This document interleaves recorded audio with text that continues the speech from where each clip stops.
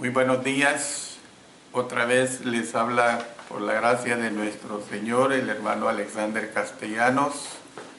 Estamos siempre reunidos como iglesia y también transmitiendo en vivo desde la Iglesia de Cristo en Ciudad Merliot, departamento de La Libertad, El Salvador. Solo quisiera decirles que una nota tanto curiosa. Nosotros somos de clima caliente. Normalmente el clima anda aquí toda la vida entre los 85 a 90 grados. Hoy estamos a 69 grados Fahrenheit, o sea 19 centígrados. Para nosotros eso es frío. Y les digo esto porque no estamos acostumbrados a esta clase de clima. De manera pues que cuando ustedes vengan aquí a este país no necesitan traer ropa de invierno, es traer carga por gusto, ¿verdad? Y cuando vengan al encuentro iberoamericano en el año 2020, también les digo, no llenen sus maletas de ropa de frío porque se van a arrepentir. Es una nota que quería decirles en relación al clima de este país.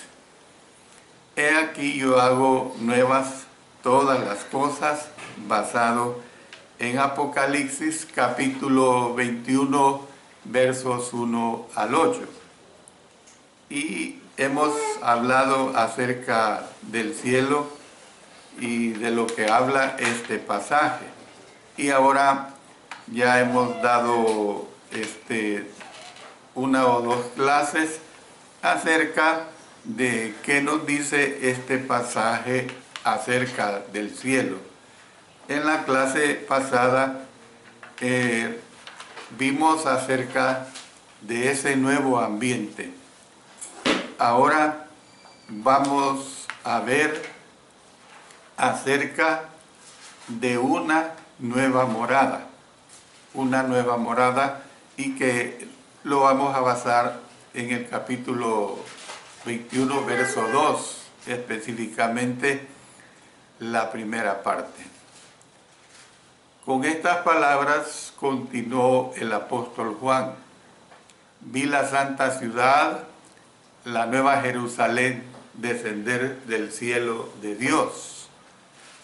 Anteriormente en Apocalipsis, el Señor Jesús se refirió a Jerusalén de la siguiente manera: la ciudad de mi Dios, la nueva Jerusalén, la cual desciende del cielo de mi Dios. Lo vimos esto en el verso 12 del capítulo 3. Son varias veces en el Nuevo Testamento en las que la antigua Jerusalén, o sea, la terrenal, la ciudad que está en Palestina, es contrastada con la nueva Jerusalén, o sea, la celestial. Por ejemplo, si ustedes recuerdan, y si no, pues yo se los menciono, en la alegoría que el apóstol Pablo hace en la carta que él escribe a los hermanos en Galacia, él dice que Agar corresponde a la Jerusalén actual, pues esta, junto con sus hijos, está en esclavitud, pero luego agrega, más la Jerusalén de arriba, la cual es la madre de todos nosotros, es libre. Usted lo puede leer este pasaje en Gálatas capítulo 4, versos 25 y 26.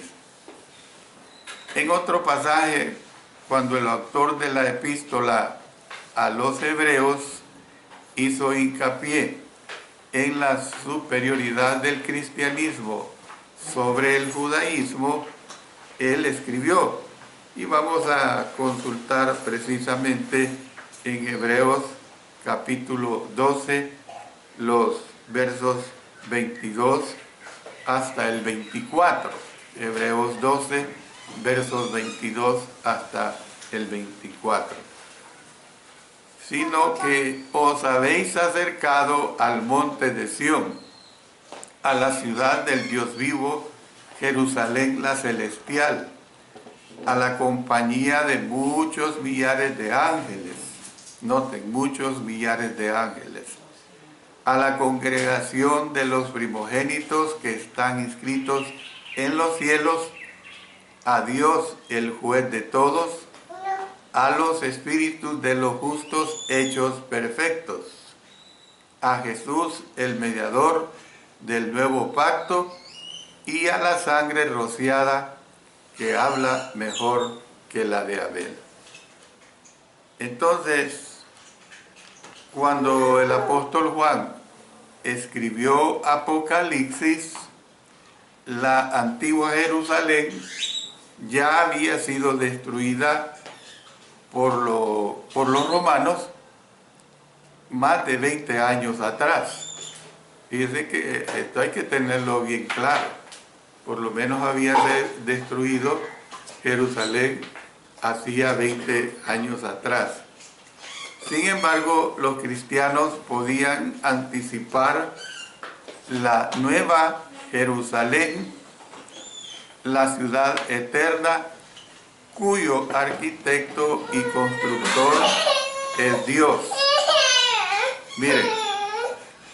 Mire, vamos a basarnos también otra vez en Hebreos capítulo 11 y el versículo 10.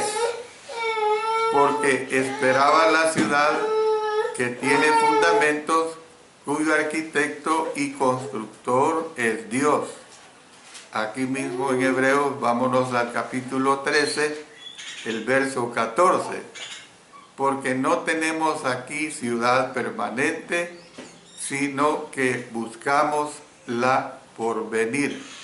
Entonces, vemos que esta es la ciudad que se describe en detalle aquí en el capítulo 21, desde el verso 10 hasta el verso 5 del capítulo 22.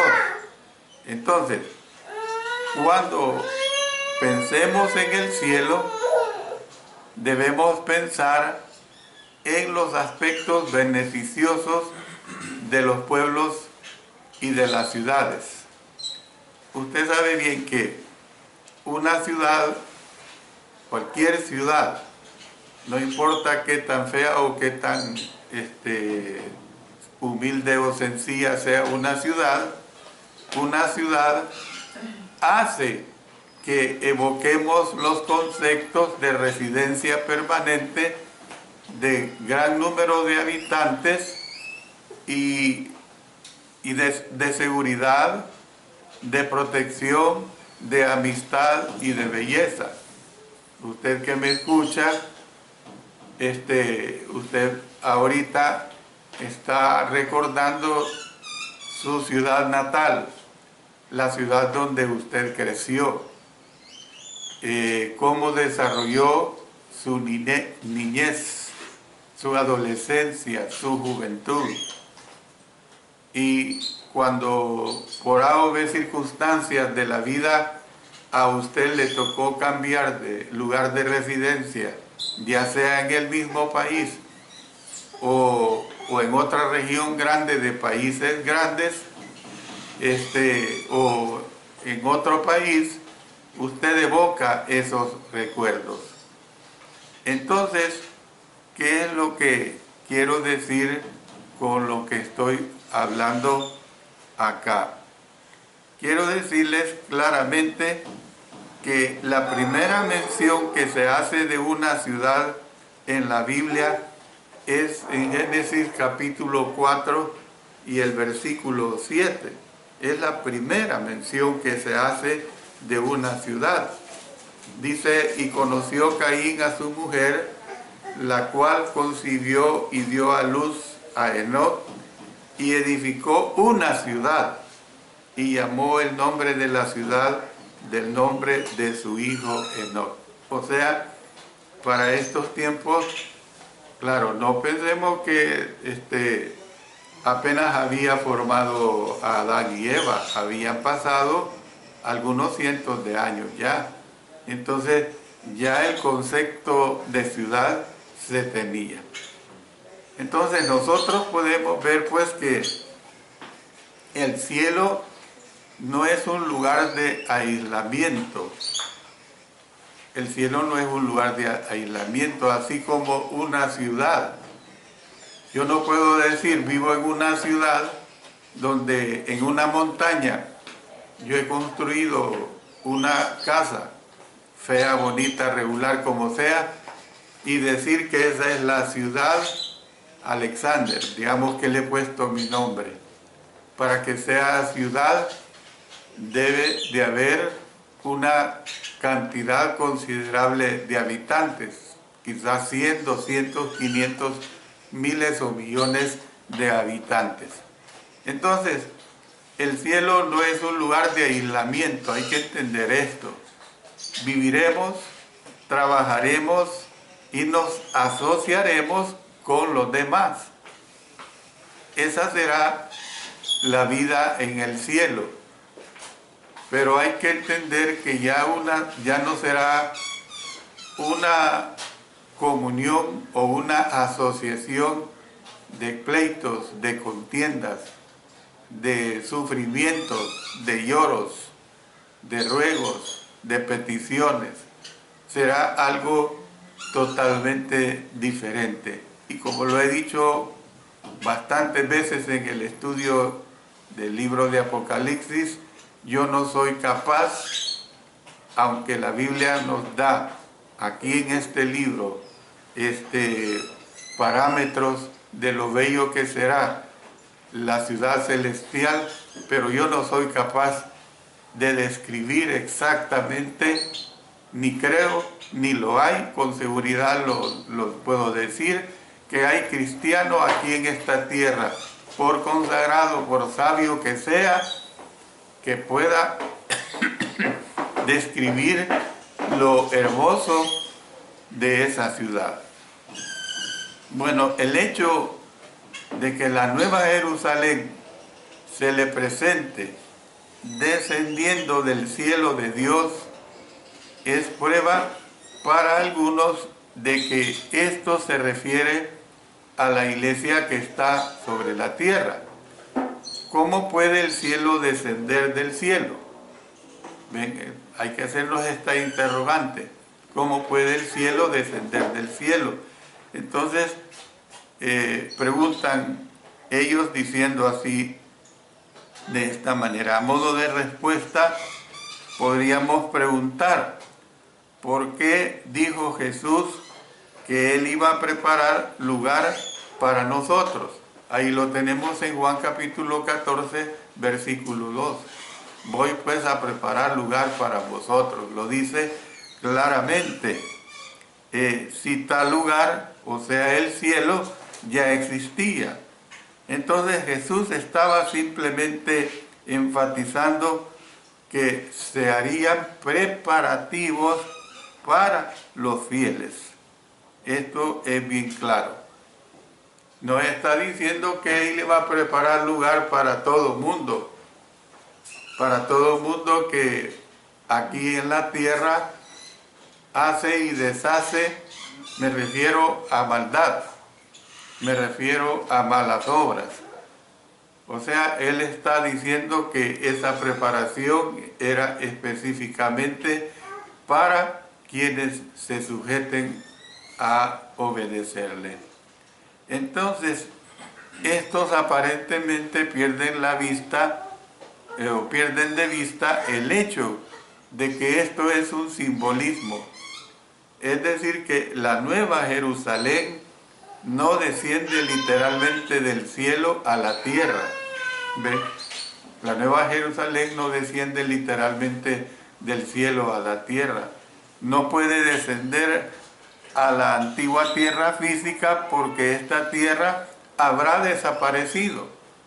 El apóstol Pedro dice claramente que todo esto será quemado. Cielos y tierra pasarán, hasta tenemos un cántico que continuamente lo elevamos a nuestro Señor. Cielos y tierra pasarán. Esa es una realidad. ¿Ve? Entonces, nosotros tenemos que entender que no puede descender a la antigua tierra física, porque esta tierra habrá desaparecido. Además, como ya vimos anteriormente, toda distinción que haya entre el cielo nuevo y la tierra nueva pronto es abandonada. Entonces, no es el propósito de la frase descender del cielo indicar dirección o destino, sino el propósito es indicar que tiene un origen divino. Este es el propósito, es indicar que tiene precisamente un origen divino. En el libro de Apocalipsis, el énfasis primordial de la frase descender del cielo, en el sentido de que tiene origen divino, es bien claro. Mire, vamos a leer una serie de textos que ya los hemos estudiado en Apocalipsis. Vámonos al capítulo 10, verso 1. Vi descender del cielo a otro ángel fuerte. Noten, descender del cielo, envuelto en una nube, con el arco iris sobre su cabeza, y su rostro era como el sol y sus pies como columnas de fuego. Vámonos ahora al 18, versículo 1. Después de esto vi a otro ángel descender del cielo con gran poder, y la tierra fue alumbrada con su gloria. Vámonos al capítulo 20, verso 1. Vi a un ángel que descendía del cielo con la llave del abismo y una gran cadena en la mano. Y vámonos un poco más abajo, en el verso 9. Y subieron sobre la anchura de la tierra y rodearon el campamento de los santos y la ciudad amada. Y de Dios descendió fuego del cielo y los consumió. Entonces, nosotros podemos ver pues claramente esta situación. No es, repito, no es el propósito de la frase descender del cielo indicar dirección o destino, sino indicar origen divino. Ese es el propósito de esta frase. Entonces, el estado de bendición eterna no es un logro del hombre, sino un don de Dios. Hay que entender esto, hermanos. El estado de bendición eterna no es un logro del hombre, sino un don de Dios. Entonces, esto es lo que nosotros tenemos que entender como lo que es una nueva morada. Lo que es una nueva morada. Ahora, en este mismo versículo, en su segunda parte, dice que es un nuevo gozo. Un nuevo gozo. El capítulo 21 habla acerca de la iglesia. El énfasis que hacen los capítulos 21 y 22 en la iglesia glorificada no significa que solo los redimidos de la era cristiana estarán en el cielo. No está hablando solamente de esta lección. Esto nosotros lo vimos anteriormente. Hay otros pasajes en los que se señala que también estarán los fieles tanto del Antiguo Testamento como del Nuevo Testamento. ¿Ve? Miren lo que dice, por ejemplo, vamos otra vez a Hebreos, y yo les explico una frase clave que ahí es muy, muy importante.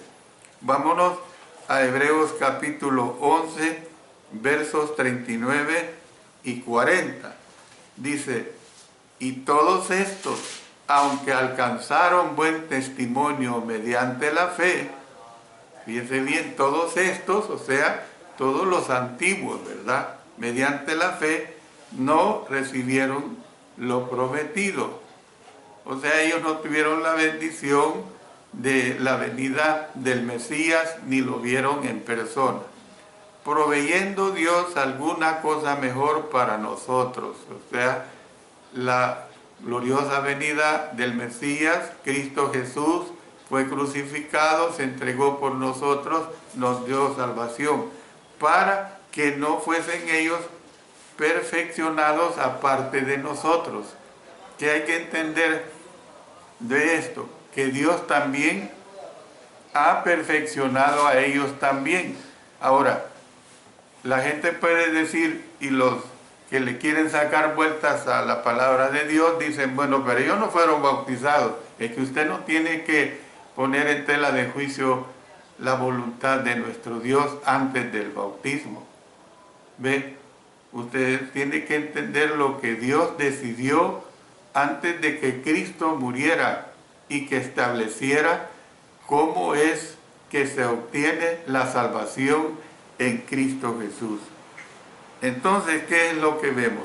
Como el propósito de Apocalipsis era animar a la iglesia perseguida en aquel tiempo, no obstante, es por esta razón que el centro de atención de los dos últimos capítulos de Apocalipsis lo constituye la iglesia triunfante en aquel tiempo.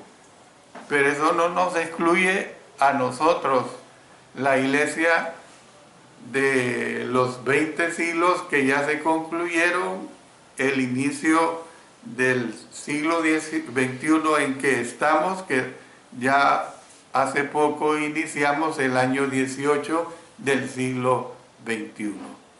Entonces, nosotros tenemos que ver, pues, que el capítulo 21 habla acerca de la iglesia, pero no acerca de la iglesia que está en la tierra.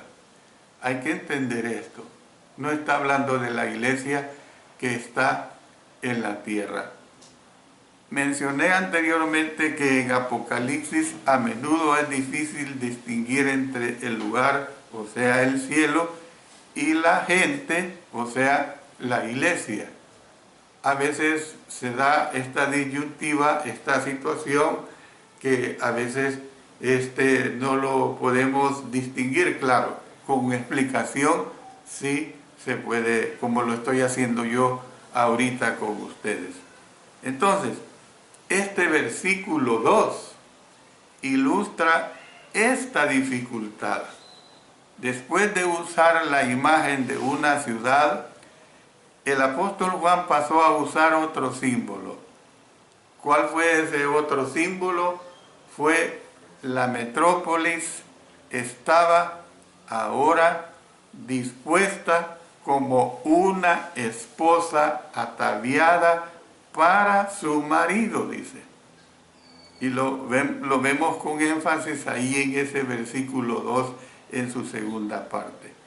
Un poco más adelante, a la ciudad se le describe como la desposada, como la esposa del Cordero.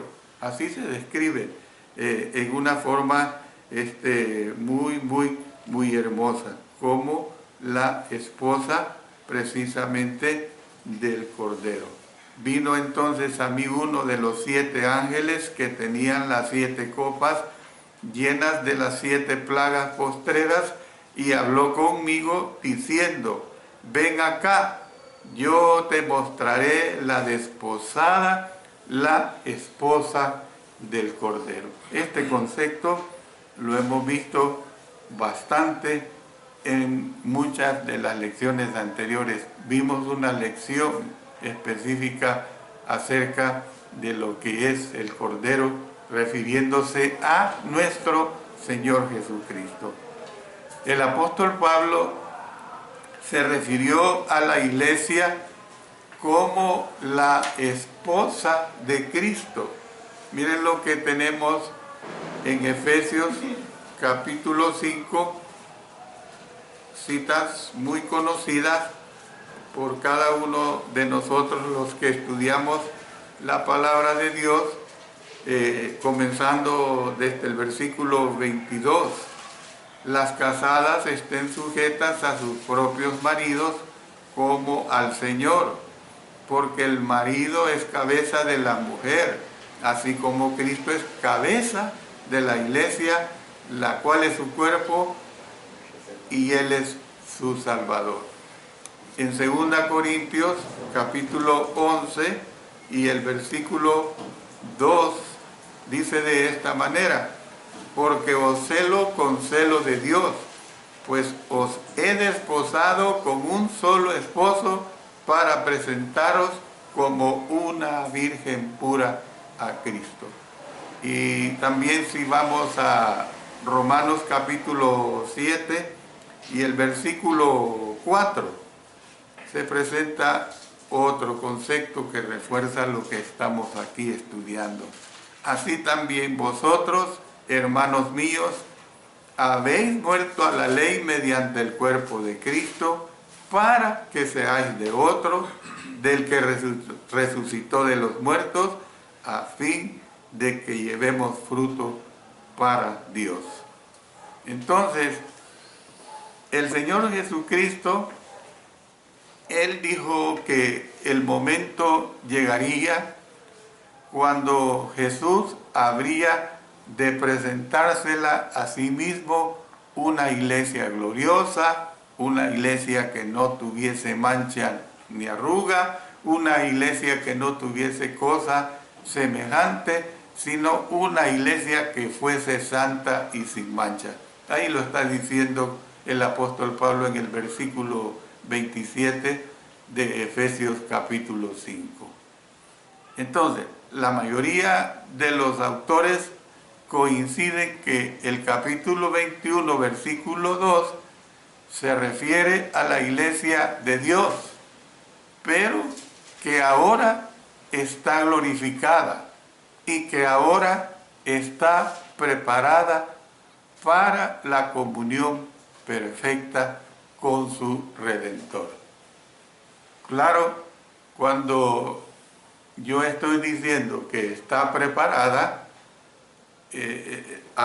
tenemos que entornarlo en el conjunto de toda la enseñanza desde el Antiguo, el Nuevo Testamento, lo que enmarcó el Señor Jesucristo, lo que le dijo a los apóstoles que tenían que enseñar, lo que los escritores del Nuevo Testamento nos dejaron escrito. Todo eso tenemos que entender que es la iglesia que está glorificada y que está preparada para la comunión perfecta con su Redentor. Es decir, lo que yo quiero que se entienda es que el concepto de automatizado aquí no existe. Es decir, el concepto de glorificada, el concepto de preparada no existe en ese sentido. Bueno, el Señor ha dicho que Él me va a glorificar, que Él me prepara y yo no hago nada, yo no hago nada. Yo no obedezco su voluntad como cristiano, yo no obedezco su voluntad como un no cristiano. Eso no se aplica, el concepto de automatización no existe. Usted, por ejemplo, agarra un carro automático, claro, tiene que hacer algo. No es que se siente y el carro por arte de magia empieza a caminar, pero al menos que es lo automático, que usted no tiene que hacer cambios, es lo único. Ahí se aplica el concepto de automático. Muchas máquinas son automáticas, usted las enciende, le da clic a un botón y empiezan a hacer muchas funciones que ya el hombre en su conocimiento, en su habilidad, las ha preparado para que desarrollen esas X, Y, Z funciones. En el caso de la vida en el Señor. Ese concepto no existe si nosotros no hacemos su voluntad, si nosotros no obedecemos. Desde que estudiamos el capítulo 19, usted lo recuerda bien, hemos estado anticipando las bodas del Cordero.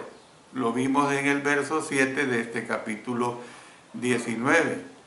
Vimos su cena de bodas. Lo vimos en el verso 9 de este mismo capítulo 19. Por fin, aquí en 21, capítulo 2, asistimos al momento de la celebración de estas. Ahora, yo le doy otra explicación. Hay que entenderlo que eso todavía no se ha dado, porque aquí estamos en la tierra, aquí estamos como iglesia. Vuelvo a decir, aquí estamos siendo preparados para esa situación. Pero lo que el libro de Apocalipsis en su totalidad, y como estamos casi llegando a la conclusión, capítulos 21 y 22, nos está describiendo lo que será ese estado totalmente celestial, ese estado totalmente de bendición. Por fin aquí en este capítulo 21, verso 2, asistimos al momento de la celebración de estas. ¿Ve? Cuando se habla de una boda, alguien dice, fulano y sutano se van a casar el 1 de febrero de este año 2018, que es el concepto que tenemos, que se está preparando esa situación, no se ha dado el momento, se están preparando los novios, el novio, la novia, la familia, se están preparando los amigos, las amigas que van a asistir a esta boda, pero todavía no es una realidad. Alguien ha dicho que el momento más feliz del cielo será cuando se celebren las bodas del Cordero. Amén. Tenemos que entender así. Ese será el momento más feliz cuando nosotros, por nuestra fidelidad a el Cordero, estemos presentes en las bodas del Cordero. El simbolismo de una esposa, y con esto voy a terminar esta parte porque es una parte bastante larga y ocuparía demasiado tiempo. Pero el simbolismo de una esposa ataviada para su marido es una referencia a la gloria que tiene la iglesia. Eso es lo que tenemos que entender. Miren qué gloria tenemos nosotros como iglesia. Es una gloria que nadie nos la puede quitar. Agrego, siempre y cuando le seamos obedientes a ese Cordero. En mis largos años, esto es una realidad, y hubo una época que yo celebré muchas ceremonias de matrimonio. Era bien común que me buscaran para celebrar muchas ceremonias de matrimonio. Y yo les digo una cosa, que jamás he visto una novia fea. Jamás he visto una novia fea. La novia va bien arreglada, va bien bonita, y ustedes fíjense bien que el centro de atención es la novia. Es a ella, en especial las mujeres, pero no dejo afuera a los hombres. En quien se fijan es cómo va arreglada la novia. El hombre ya se sabe que va con su traje completo, ya sea nuevo o sea el mismo, pero lo manda a ladrar y parece nuevo, ¿verdad? Nadie se fija en el hombre, ¿ve? En una forma específica. Y más si aquel hombre no es tan bendecido de su cara, todavía aún más. Entonces, jamás yo he visto una novia fea. Es como si hubiera algo que brilla desde su interior y la transforma a esa novia. Aquella novia va ataviada de lo mejor que puede, de lo más bonita que puede, ¿ve? De lo mejor arreglada que pueda. Se pagan personas especializadas en la belleza de que la novia vaya lo mejor. Además, las imágenes de bodas constituyen una referencia al continuo amor de Jesús para su iglesia, hermanos. Eso es lo más importante. Eso lo tenemos que entender, hermanos. Lo tenemos que entender, que la boda con el Cordero será algo exageradamente muy lindo.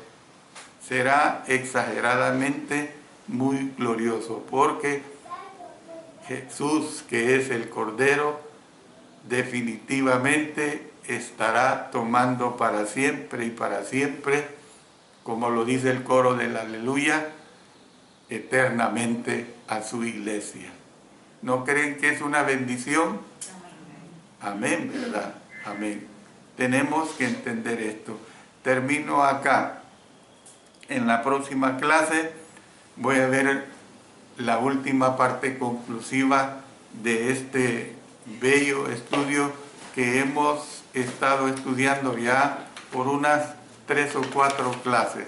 He aquí, yo hago nuevas todas las cosas. Que el Señor nos bendiga. Amén.